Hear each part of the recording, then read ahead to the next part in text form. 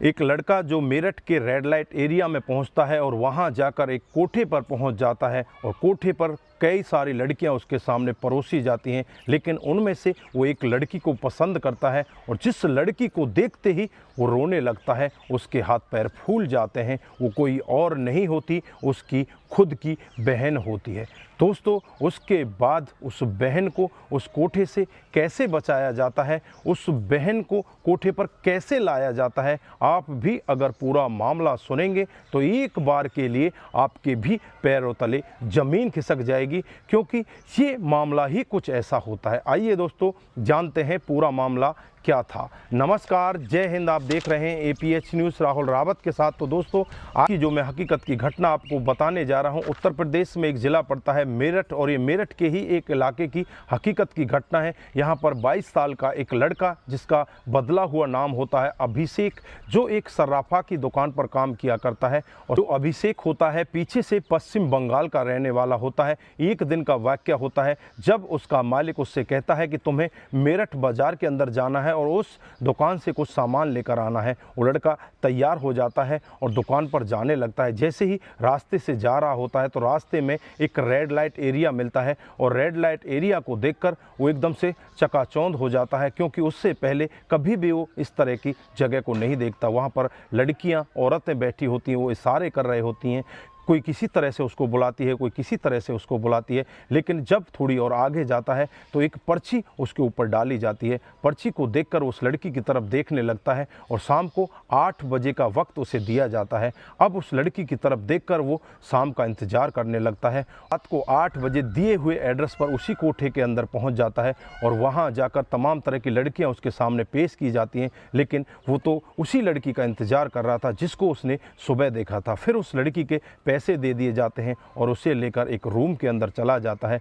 जैसे ही रूम के अंदर जाता है तो उसे देखकर ज़ोर ज़ोर से रोने लगता है। इधर जो लड़की होती है वो भी उससे चिपक जाती है और चिपक कर रोने लगती है और कहने लगती है कि भाई मुझे बचा लीजिए। वो लड़की कोई और नहीं, उसकी बहन होती है और वो लड़का भी उसका भाई होता है। अब भाई अपनी बहन से पूछने लगता है कि तुम यहाँ पर पहुँची कैसे। बहन बहुत ही ज़्यादा रोती है और रोते हुए बताती है कि भाई आज से 6.5 महीने पहले का वक्त है, जब मैं स्कूल से अपनी घर की तरफ जा रही होती हूँ तो रास्ते में मेरे सामने एक गाड़ी आकर रुकती है। गाड़ी वाले पहले मेरे से कुछ रास्ता पूछते हैं और रास्ता जैसे ही मैं उन्हें बताने लगती हूँ तुरंत ही मेरे को दबोच लेते हैं और गाड़ी के अंदर बंद कर देते हैं। उसके बाद मुझे कुछ सुंघाया जाता है और कुछ पानी पिलाया जाता है, जिसकी वजह से मैं बेहोश हो जाती हूँ। और जब मैं अपनी आंखें खोलती हूँ तो मेरी आंखें यहाँ आकर इस कोठे पर खुलती हैं। उसके बाद ये मेरे साथ में ज़बरदस्ती करती हैं और मेरे से कहती हैं कि तुम्हें अब यहीं पर रहना होगा और तुम्हें ये सब ही करना होगा। मैं बहुत रोती हूँ, चीखती हूँ, चिल्लाती हूँ। और भी जो औरत होती हैं वो भी मेरे को समझाती हैं कि यहाँ से वापस जाने का कोई तरीका नहीं है। अब तुम इनके चंगुल में फंस चुकी हो, अब तुम्हें वही करना होगा जो ये सब तुम्हें बोल रही है। मैं रोती रहती हूँ, चीखती रहती हूँ, चिल्लाती रहती हूँ। कई दिन तक खाना भी नहीं खाती, लेकिन कई दिन के बाद मुझे भी परोसना स्टार्ट कर देते हैं। 6 महीने से मैं इसी दलदल में जी रही हूँ। भाई मुझे यहाँ से बचा ले, भाई मुझे यहाँ से निकाल ले। मैं मर भी नहीं सकती, मुझे ये मरने भी नहीं दे रहे। अब भाई की आँखें भी एकदम से नम हो जाती हैं। भाई घंटे का समय बीत जाता है। दूसरी औरत जो बाहर खड़ी थी वो दरवाजे को खटखटाने लगती है और अंदर आ जाती है। अंदर आकर जो नज़ारा देखती है उसकी भी आंखें फटी की फटी रह जाती हैं कि इन्होंने तो कुछ किया ही नहीं। वो भी पूछने लगती है कि तुम यहाँ पर पैसे देकर क्यों आए हो जब तुम्हें कुछ करना ही नहीं था। तो वो लड़का कहने लगता है कि ये मेरी बहन है। वो लड़की भी कहती है कि ये मेरा भाई है, हम कैसे करें।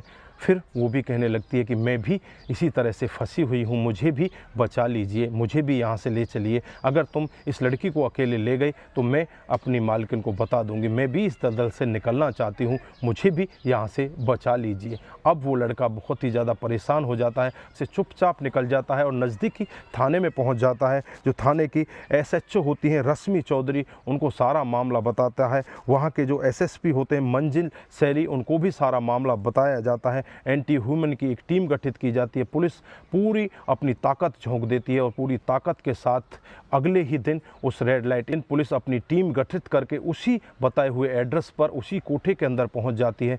वहां पर जाकर देखा जाता है तो इसी तरह का वहां पर काम चला होता है। वहां पर एक नहीं कई सारी लड़कियां और भी होती हैं। उन सभी लड़कियों को वहां से छुड़ाया जाता है, उस लड़की को भी छुड़ाया जाता है। उसके बाद वो अपने भाई के पास पहुंच जाती है। भाई उसे लेकर अपने गांव पहुंच जाता है और वहां जाकर जब माता पिता के सामने उस लड़की को ले जाया जाता है तो माता पिता का भी रो रो कर बुरा हाल होता है। इधर जो भाई उसका होता है वो उसका सगा भाई नहीं होता, उसकी किसी दूर की रिश्तेदारी का भाई होता है। और भाई होता है वो उसके लिए भगवान का रूप बनकर आता है और उस अपनी बहन को बचाकर कोठे से उसके घर तक पहुंचा देता है।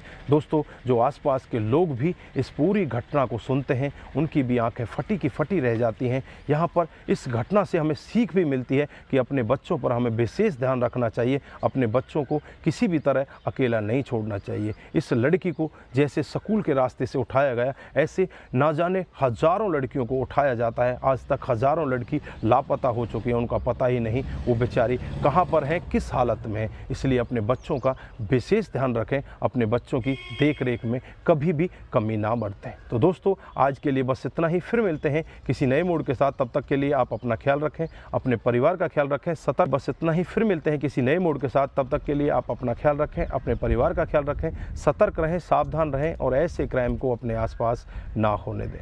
नमस्कार, जय हिंद, जय